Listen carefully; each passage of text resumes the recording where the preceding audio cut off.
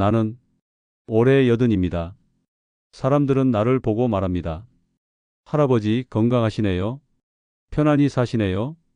그래요. 지금은 편안합니다. 손주들과 놀고 텃밭 가꾸고 하루하루 평온하게 삽니다. 하지만 아무도 모릅니다. 내가 60년간 숨겨온 비밀을. 1950년 12월 24일 크리스마스 이브. 나는 그날 900명을 죽였습니다. 아니, 900명을 살렸습니다. 그 차이는 내가 어떤 선택을 했느냐에 달려 있었습니다. 오늘 처음으로 이야기합니다. 60년간 가슴에 묻어두었던 그날의 진실을. 자식들도 모릅니다. 손주들도 모릅니다. 오직 나만 알고 있었던 그날의 이야기를. 하지만 얼마 전 한 통의 전화를 받았습니다. 할아버지, 당신이 우리 할아버지를 구해 주셨습니다. 그 순간 60년의 세월이 한순간에 무너졌습니다. 지금부터 들려드립니다. 1950년 겨울, 그 추운 겨울, 대한민국이 죽느냐 사느냐의 갈림길에서 한 청년이 내린 선택의 이야기를. 구독과 좋아요 부탁드립니다. 이 늙은 군인의 마지막 증언을 끝까지 들어주시길 바랍니다. 1950년 12월 23일 나는 20살이었습니다. 국군 제1사단 소속, 계급은 하사. 우리는 흥남에 있었습니다. 중공군 30만이 밀려오고 있었습니다. 철수다. 철수 명령이다. 상관의 외침이 들렸습니다. 흥남부두로 가야 했습니다. 배를 타고 남쪽으로 가야 했습니다. 그렇지 않으면 우리 모두 죽는 겁니다. 나는 부대원 20명과 함께 부두로 향했습니다. 그런데 부두에 도착했을 때 나는 얼어붙었습니다. 사람들, 수만 명의 사람들이 부두를 가득 메우고 있었습니다. 배 태워주세요. 제발 우리도 살려주세요. 피난민들이었습니다. 여자, 아이, 노인 모두가 울부짖고 있었습니다. 중공군이 오면 이 사람들은 모두 죽습니다. 학살당합니다. 나는 알고 있었습니다. 하사님, 우리 배 타야 합니다. 부대원이 소리쳤습니다. 맞습니다. 우리는 군인입니다. 명령을 따라야 합니다. 배에 타야 합니다. 하지만 나는 그 사람들을 볼 수 있었습니다. 갓난아기를 안고 우는 어머니, 할머니 손을 잡고 떠는 아이, 피를 흘리며 기어오는 노인. 하사님, 빨리요. 부대원이 내 팔을 잡았습니다. 나는 그때 결정을 내렸습니다. 우리는 마지막에 탄다. 네, 하사님, 저 사람들을 먼저 태워라. 하지만 하사님, 명령이. 닥쳐. 이게 내 명령이다. 나는 소리쳤습니다. 부대원들이 놀란 표정을 지었습니다. 하지만 그들도 알고 있었습니다. 저 사람들을 버리면 우리가 무슨 군인이냐고. 우리가 뭘 지키는 군인이냐고. 알겠습니다. 하사님, 우리는 피난민들을 배에 태우기 시작했습니다. 여기, 이리 오세요. 아이들 먼저, 노인분들 먼저. 하나, 둘, 셋. 100명, 200명, 300명. 우리는 쉬지 않고 사람들을 태웠습니다. 손이 얼어붙었습니다. 입김이 하얗게 나왔습니다. 기온은 영하 20도 하지만 멈출 수 없었습니다. 그때였습니다. 총소리가 들렸습니다. 중공군이 오고 있었습니다. 하사님, 저깁니다. 알았다. 계속 태워. 나는 소총을 들었습니다. 부대원 5명도 총을 들었습니다. 나머지는 계속 사람들을 태웠습니다. 우리는 적을 향해 쏘았습니다. 시간을 벌어야 했습니다. 저 배가 떠날 때까지, 저 사람들이 살 때까지. 총알이 빗발쳤습니다. 내 옆에 있던 김일병이 쓰러졌습니다. 김일병은 피를 흘리며 마지막까지 방아쇠를 당겼습니다. 그리고 움직이지 않았습니다. 나는 미친 듯이 쏘았습니다. 30분이 지났습니다. 1시간이 지났습니다. 마침내 배가 출항합니다. 배가 떠났습니다. 900명을 태운 배가 천천히 부두를 떠났습니다. 나는 그때야 무릎을 꿇었습니다. 우리 부대원 중 6명이 전사했습니다. 나를 포함한 14명이 살아남았습니다. 그리고 우리는 마지막 배를 놓쳤습니다. 배는 떠났습니다. 900명은 살았습니다. 하지만 우리는 흥남에 남았습니다. 중공군에 포위된 채로. 하사님, 우리 어떡합니까? 박상병이 물었습니다. 나는 대답할 수 없었습니다. 솔직히 나도 몰랐습니다. 일단 살아야 한다. 그게 내가 할 수 있는 유일한 대답이었습니다. 우리는 산으로 도망쳤습니다. 중공군을 피해 함경남도 산속으로 숨었습니다. 영하 30도, 식량도 없었습니다. 탄약도 거의 바닥났습니다. 하사님, 배고픕니다. 조금만 참아라. 마을 찾으면 뭐라도 구할 거다. 하지만 마을은 모두 불타고 있었습니다. 중공군이 지나간 자리는 폐허뿐이었습니다. 사흘째 되던 날 이 상병이 쓰러졌습니다. 나는 이 상병을 업었습니다. 하지만 이 상병은 그날 밤 숨을 거두었습니다. 미안하다. 미안해. 나는 이 상병을 눈 속에 묻었습니다. 그렇게 하나씩 둘씩 우리는 죽어갔습니다. 추위에, 굶주림에, 절망에. 일주일째 되던 날 우리 중 5명만 남았습니다. 하사님, 우리 다 죽는 거 아닙니까? 아니라. 나는 단호하게 말했습니다. 우리는 살아야 한다. 저 900명을 살리고 우리가 죽으면 안 된다. 우리도 살아남아야 한다. 하지만 솔직히 나도 확신이 없었습니다. 그때였습니다. 저기 사람이다. 앞에서 한 노인이 나타났습니다. 우리는 총을 겨눴습니다. 누구십니까? 국군이구나. 국군. 노인은 무릎을 꿇고 울었습니다. 살았구나. 우리 군인들이 살았어. 노인은 우리를 자기 집으로 데려갔습니다. 산속 깊은 곳에 작은 오두막이었습니다. 먹어라. 많지 않지만. 노인은 우리에게 얼어붙은 감자와 된장을 주었습니다. 우리는 울면서 먹었습니다. 고맙습니다. 정말 고맙습니다. 아니라. 내가 고맙지. 노인이 말했습니다. 너희들이 우리를 지켜줬잖아. 너희들 때문에 우리가 사는 거야. 그날 밤 노인은 우리에게 길을 알려줬습니다. 이 산을 넘으면 38선이 나온다. 거기서 남쪽으로 가면 우리 군이 있을 거다. 살아서 돌아가거라. 우리는 노인에게 절을 했습니다. 그리고 산을 넘었습니다. 열흘을 걸었습니다. 38선을 넘었습니다. 그리고 1951년 1월 10일 우리는 국군 진지에 도착했습니다. 5명 모두 살아서. 국군입니다. 국군. 우리는 소리쳤습니다. 보초병이 달려왔습니다.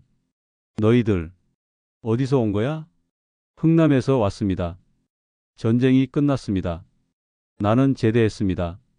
서울로 돌아왔습니다. 사람들은 물었습니다. 전쟁터에서 뭘 했어요? 나는 대답하지 않았습니다. 그냥 살아남았어요. 그게 전부였습니다. 왜 말하지 않았냐고요? 말할 수가 없었습니다. 김일병이 죽어가며 마지막 모습. 이 상병을 눈 속에 묻을 때 떨리던 내 손. 죽은 전우들의 얼굴이 매일 밤 꿈에 나타났습니다. 하사님, 왜 저희만 죽었습니까? 우리도 살고 싶었습니다. 나는 악몽에 시달렸습니다. 60년간 결혼했습니다. 아이 셋을 낳았습니다. 손주도 생겼습니다. 평범하게 살았습니다. 하지만 매일 밤 그날로 돌아갔습니다. 당신 또 꿈 꿨어요? 아내가 물었습니다. 나는 대답하지 않았습니다. 아내도 알고 있었습니다. 내가 무언가를 숨기고 있다는 걸. 하지만 아내는 한 번도 묻지 않았습니다. 그저 내 손을 잡아줬습니다. 괜찮아요. 괜찮아. 아내가 죽었습니다. 5년 전 임종 직전에 아내가 말했습니다. 당신이 뭘 했는지 몰라요. 하지만 당신은 좋은 사람이에요. 당신은 잘했어요. 아내는 눈을 감았습니다. 나는 혼자 남았습니다. 80살. 이제 죽을 날도 얼마 남지 않았습니다. 나는 생각했습니다. 이 비밀을 무덤까지 가져가야 하나? 그때였습니다. 전화가 왔습니다. 저는 할아버지를 찾고 있었습니다. 60년간 나는 가슴이 철렁했습니다. 60년이라고요? 네. 제 할아버지가 1950년 12월 24일 흥남부두에서 배를 탔습니다. 나는 전화기를 떨어뜨릴 뻔했습니다. 그날 어떤 군인이 제 할아버지를 배에 태워줬다고 합니다. 그 군인이 할아버지십니까? 나는 말이 나오지 않았습니다. 제 할아버지는 그날 살아남아서 부산에서 새 삶을 시작했습니다. 가게를 차리고 자식 6을 낳았습니다. 지금 후손이 30명이 넘습니다. 나는 울었습니다. 그 30명 모두 김영철 할아버지 덕분입니다. 할아버지가 그날 우리 할아버지를 살려주셨습니다. 나는 아무것도 아닙니다. 전화 너머 목소리가 떨렸습니다. 할아버지는 영웅입니다. 우리 가족의 영웅입니다. 그리고 900명 후손 모두의 영웅입니다. 일주일 후 나는 서울로 올라갔습니다. 한 호텔 대연회장이었습니다. 문을 열었습니다. 그리고 나는 숨이 멎었습니다. 사람들 수백 명의 사람들이 나를 보고 박수를 쳤습니다. 한 노인이 다가왔습니다. 90살은 되어 보이는 백발의 할아버지였습니다. 저 기억하십니까? 1950년 12월 24일 저를 배에 태워주셨습니다. 노인이 내 손을 잡았습니다. 당신이 그때 그 군인. 네, 맞습니다. 나는 그 노인을 껴안고 울었습니다. 살았구나. 살았어. 네, 덕분에 살았습니다. 우리는 한참을 울었습니다. 그 후 한 명씩 사람들이 다가왔습니다. 제 아버지를 살려주셨습니다. 제 할머니를 살려주셨습니다. 우리 가족이 있는 건 할아버지 덕분입니다. 900명 그날 내가 배에 태운 900명의 후손들이 여기 모여 있었습니다. 그날 내가 내린 선택 때문에 이 세상에 존재하는 사람들이었습니다. 한 어린아이가 다가왔습니다. 저는 7살이에요. 할아버지가 우리 증조 할아버지를 살려줘서 저도 태어났대요. 감사해요. 아이가 나한테 꽃을 건넸습니다. 나는 그 꽃을 받으며 무릎을 꿇고 울었습니다. 60년간 지고 살았던 무게가 내려갔습니다. 나는 잘못한 게 아니었습니다. 김일병, 이상병 죽은 전우들, 그들의 죽음은 헛되지 않았습니다. 900명이 살았습니다. 그리고 그 후손 수천 명이 지금 이 순간을 살고 있습니다. 전우들아, 봐라. 우리가 해냈어. 우리가 살렸어. 그날 이후 나는 변했습니다. 더 이상 악몽을 꾸지 않습니다. 더 이상 후회하지 않습니다. 나는 내 선택이 자랑스럽습니다. 군인으로서, 대한민국 국민으로서, 한 인간으로서 나는 올바른 선택을 했습니다. 여러분, 이게 바로 대한민국입니다. 1950년 그 추운 겨울 우리에겐 아무것도 없었습니다. 무기도 부족했고 식량도 없었고 입을 옷도 없었습니다. 하지만 우리에겐 있었습니다. 서로를 지키려는 마음, 내가 죽더라도 너를 살리려는 마음, 그 마음 하나로 우리는 살아남았습니다. 900명이 살았습니다. 그리고 그 900명이 대한민국을 다시 일으켰습니다. 부산에서, 서울에서, 전국에서 집을 짓고 가게를 차리고 아이를 낳고 그렇게 대한민국이 살아났습니다. 지금 여러분이 사는 이 나라가 만들어졌습니다. 나는 올해 80입니다. 머지않아 세상을 떠날 것입니다. 하지만 후회 없습니다. 나는 내가 해야 할 일을 했습니다.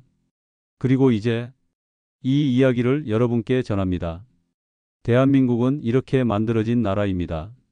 서로를 포기하지 않는 나라, 마지막 한 사람까지 끝까지 지키려는 나라, 그것이 바로 대한민국의 정신입니다. 여러분도 기억하십시오.